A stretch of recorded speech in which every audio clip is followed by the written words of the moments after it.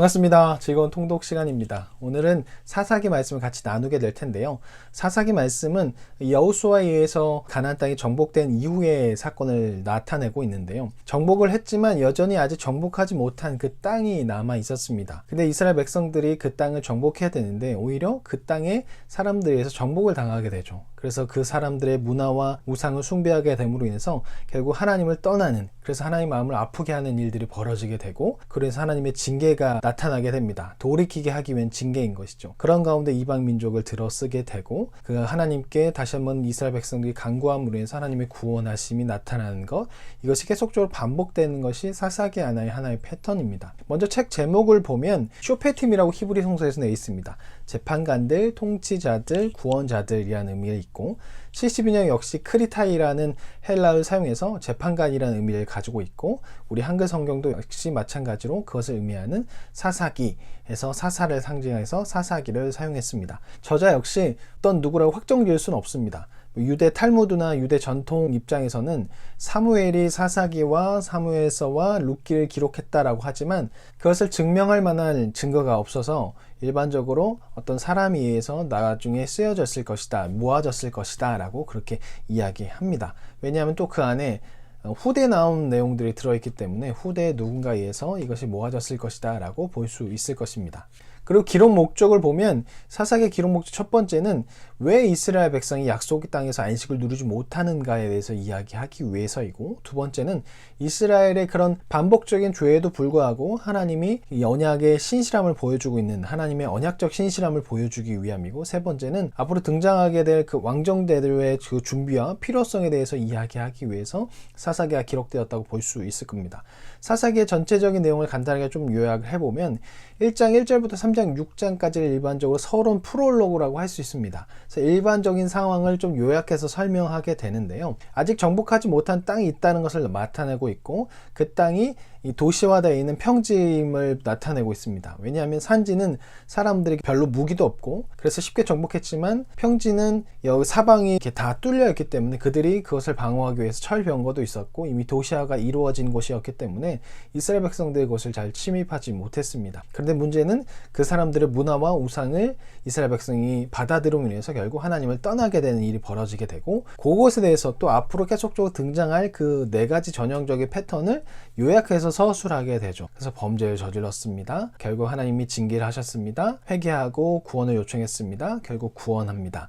이것이 계속적으로 반복된다는 것을 먼저 앞에 프롤로그에서 먼저 보여주고, 그 다음 3장 7절부터 16장까지는 이 패턴 안에서 어떻게 이루어지고 있는지, 그리고 그때마다 구원하는 그 사사에 대해서 설명하는 것이 3장 7장부터 16장까지 나오게 됩니다. 그래서 온니엘, 에훗, 산갈, 드보라, 기드온, 돌라, 야일, 입다, 입산, 엘론, 압돈, 삼손, 이 12명의 사사가 나오게 됩니다. 그런데 이 사사도 역시 백성들이 타락하는 것처럼 5장을 기점으로 결국 사사들도 타락하는 것을 좀 보게 됩니다. 5장 드보라 사건을 기점으로 6장부터 나오는 기드온부터 점점 사사들이 타락하고, 삼손 때는 완전하게 타락한 그 사사, 과연 이게 사사의 모습인가 라고 생각이 들 정도로 완전히 타락한 모습을 삼손 때 보여주게 됩니다.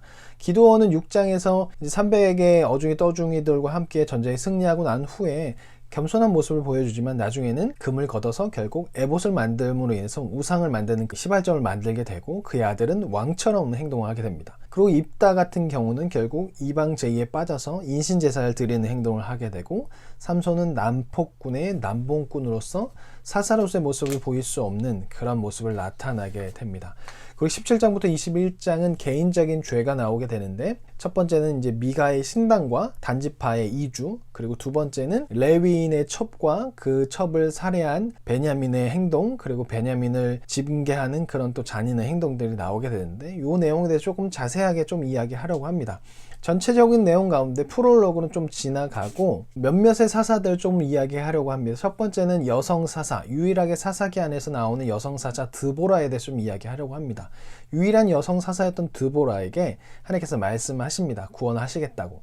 그리고 그것을 바락에게 이야기하지만 장수였던 바락이 그것을 잘 받아들이지 못해요. 나가겠다 하지만 당신과 함께 나가야겠다. 그러면 내가 나가겠다고 이야기하게 됩니다. 그로 인해서 드보라가 그 바락의 말에 수용을 하고 하지만 너의 그런 태도로 인해서 하나님께서 그 장수를 죽이는 것은 여성의 손에 넘길 것이다 라고 이야기하게 되고, 실제적으로 그 시스라, 그 적군의 장수였던 시스라를 누가 죽이게 되냐면 개인 사람 헤벨의 아내 야엘에 의해서 결국 죽임을 당하게 됩니다. 중요한 승리를 이 바락이 아닌 여성의 손에 넘어가게 되는 장면이 나오게 되죠. 그리고 그 다음에 기드온을 좀 살펴볼 수 있습니다. 이제 타락하기 시작하는 모습이 나타나는 기드온의 모습을 좀 우리가 살펴보려고 하는데, 기드온 처음에 겸손하고 좀 조심스럽고 의심도 많고 또 약간 겁도 많았던 사람으로 보여집니다. 왜냐하면 당시에 미디안이 7년 동안 이스라엘 백성을 괴롭히면서 많은 것들 뺏어가고 뭔가 얻을 만하면 뺏어가고 죽여버리고 잔인하게 하다 보니까 조심스러울 수밖에 없는 것이죠. 그들의 삶 안에 우리는 이것을 절대 벗어날 수 없어 라는 생각을 했을 거예요. 그런데 그런 가운데 천사가 찾아와서 이야기하니까 믿을 수가 없는 것이죠. 그래서 여러 번의 시험에 걸쳐서 결국 기드온이 알았다고 승낙을 하게 되고 군사들과 함께 가게 됩니다. 근데 그때 하나님께서 이 전쟁은 하나님의 전쟁이라는 것을 보여주기 위해서 300명의 어중이 떠중이들만 남게 합니다. 그래서 그 300명의 어중이 떠줄과 함께 결국 이 대군을 물리치는 일들이 벌어지게 되고, 백성들은 기드온을 왕으로 세우기로 합니다. 그런데 기드온이 그것을 반대하죠. 왕이 될 수 없다라고 이야기합니다. 그리고 난 후에 계속적으로 백성들이 이렇게 이야기하니까 금을 걷어다가 에봇을 만들어서 그것이 이제 나중에는 우상처럼 되어버리고, 그의 아들 아비멜렉은 나의 아버지는 왕이시다라는 이름을 가지고 있고 스스로 왕이 되어서 왕처럼 행동하게 됩니다. 그리고 왕이 되기 위해서 자신의 형제들을 죽이는 일이 벌어지게 되죠. 그리고 난 후에 등장하는 사사가 바로 입다입니다. 그 사이에는 물론 소사사가 등장하지만 입다를 좀 보면 기생의 아들이었습니다. 그리고 나중에 그로 인해서 쫓겨나서 왕따를 당한 것이죠. 그래서 잡류들, 불량배들과 함께 삶을 지내다가 결국 이제 본가에서 도움을 요청하게 되고, 그것을 해서 결국 대표가 되어서 이제 전쟁에 나가게 돼요. 근데 처음에 되게 좋은 모습을 나타냅니다. 입다의 말에서 나오는 것이 하나님의 역사에 대한 것이 아주 잘 나타내고 있어요. 근데 문제는 무엇이냐면 하나님의 영이 임했습니다. 하나님의 영이 임했다는 것은 사사기 안에서 이제 하나님께서 이 전쟁에 참여하시고 전쟁에서 구원케 하시겠다는 그런 표시예요. 근데 입다가 하나님의 영이 임했음에도 불구하고 갑자기 하나님께 서원을 하죠. 사람들에게 보여주기 위함이고 또한 자신이 이것을 통해서 정당성을 얻게 되는 것이죠. 그래서 어떤 서원을 하냐면 인신제사를 드리겠다는 서원을 하게 됩니다. 가장 먼저 맞아오는 사람을 내가 하나님께 드리겠습니다. 근데 그 맞아드린 사람이 바로 자신의 무남 동료였던 딸이었던 것이죠.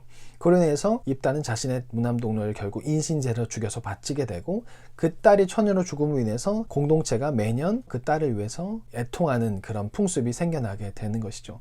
얼마나 잔인하고 또 하나님의 이름을 부르지만 결국 하나님과 바알과 이방신과 헷갈려하는 다신론적인 사상과 이방제의에 빠져서 하나님의 이름을 부르지만 하나님을 하나님이 아닌 이방신과 똑같이 생각함으로 인해서 하나님께 인신제사를 드리는 그런 행동을 하게 되었고, 자신의 욕심을 채우기 위해서 자신의 딸까지도 바쳐버리는 그런 입다의 모습을 보게 됩니다. 점점 사사들의 타락한 모습, 백성들만 타락하는 것이 아니라 백성들을 이끌 사사마저도 타락하니까 결국 나라가, 이스라엘은 점점 유지할 수 없는 상태로, 혼돈의 상태로 빠져들게 되는 것이죠. 사사 중에 가장 최악이었던 사람 바로 삼손입니다.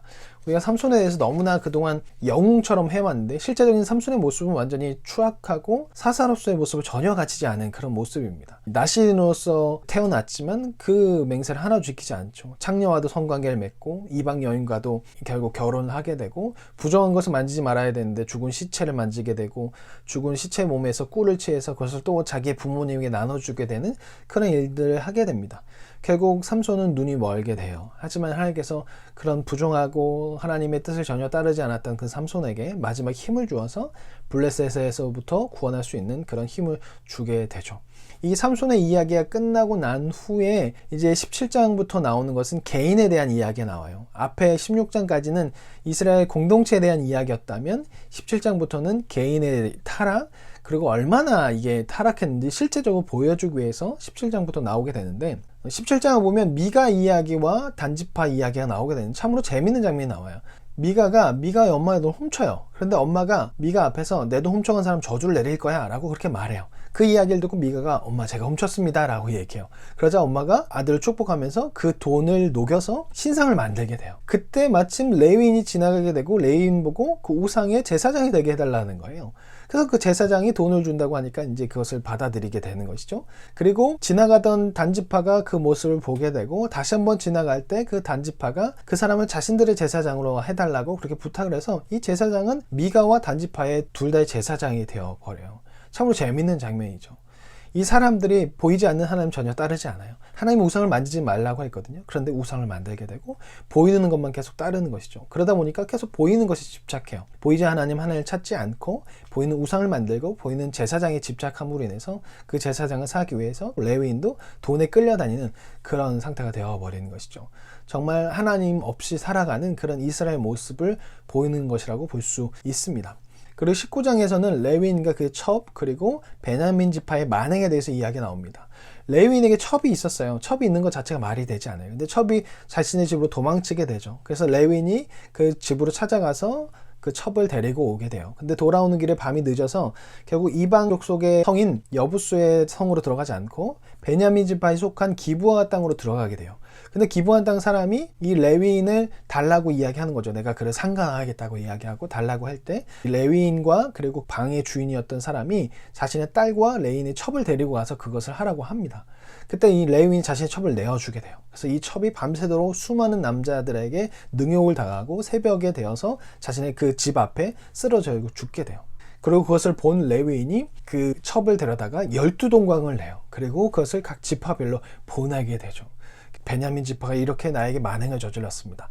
이에 이스라엘 백성들이 화가 나서 하나님께 기도하고 베냐민 지파와 전쟁을 벌이게 돼요. 그리고 그 전쟁에서 승리하게 됩니다. 근데 그 다음 행동이 참 웃겨요. 하나님께 뭐라고 얘기하냐면, 하나님, 우리 이 12지파 중 하나를 없애실 생각입니까? 라고 그렇게 하나님께 이렇게 따지듯이 말을 해요. 되게 웃긴 것이죠. 자신들이 죽이고 나서 하나님께 그 탓을 돌리게 돼요. 그래서 어떻게 하냐면 그 전쟁에 참여하지 않았던 길르앗 야베스 땅에 있는 사람들 다 죽여버리고 거기에 있던 처녀들만 남겨서 처녀 400명을 데리고 베냐민 지파에게 줘버려요. 근데 나머지 200명이 부족한 것이죠. 그것을 어떻게 하냐? 베냐민 지파에게 가서 실로에 있는 여자들 납치해서 결혼해라 라고 그렇게 이야기해요. 질서가 완전히 없는 것이죠. 그냥 잔혹함이 일상이 되어버리고 자신의 이익을 위해서는 뭐든지 할 수 있는 그런 세상이 되어버렸어요. 결국 왕이 없어서 이렇게 되었다라고 그렇게 마무리하게 됩니다. 하나님이 없이 살아가는 사람들의 모습이 바로 이런 모습입니다. 너무나 잔인하고 너무나 잔혹하죠. 하지만 우리도 그렇게 될 수 있는 사람이라는 거예요. 인간은 모두 죄성이 있기 때문에 하나님을 떠나 살면 언제든지 이런 죄를 저지를 수 있는 사람이 될 수 있다는 것이죠. 이스라엘 민족은 하나님의 백성으로 선택된 백성임에도 불구하고 이런 잔혹한 행동을 했습니다. 우리는 마찬가지로 이런 사람이 될 수 있다는 것, 그런 존재라는 것을 기억하고 하나님을 따르고 하나님을 찾는 것, 하나님을 예배하는 것, 때로는 되게 귀찮고 불편할 수도 있지만 그것이 가장 행복한 길이고 그것이 가장 인간답게 살아갈 수 있는 방법이라는 것을 늘 기억하면서 매일매일 하나님을 찾고 그 찾는 것이 기쁨이 되고 행복이 된다는 것을 기억하며 살아갈 수 있는 저와 여러분이 되었으면 좋겠습니다. 그럼 다음 시간에 뵙겠습니다. 안녕히 계세요.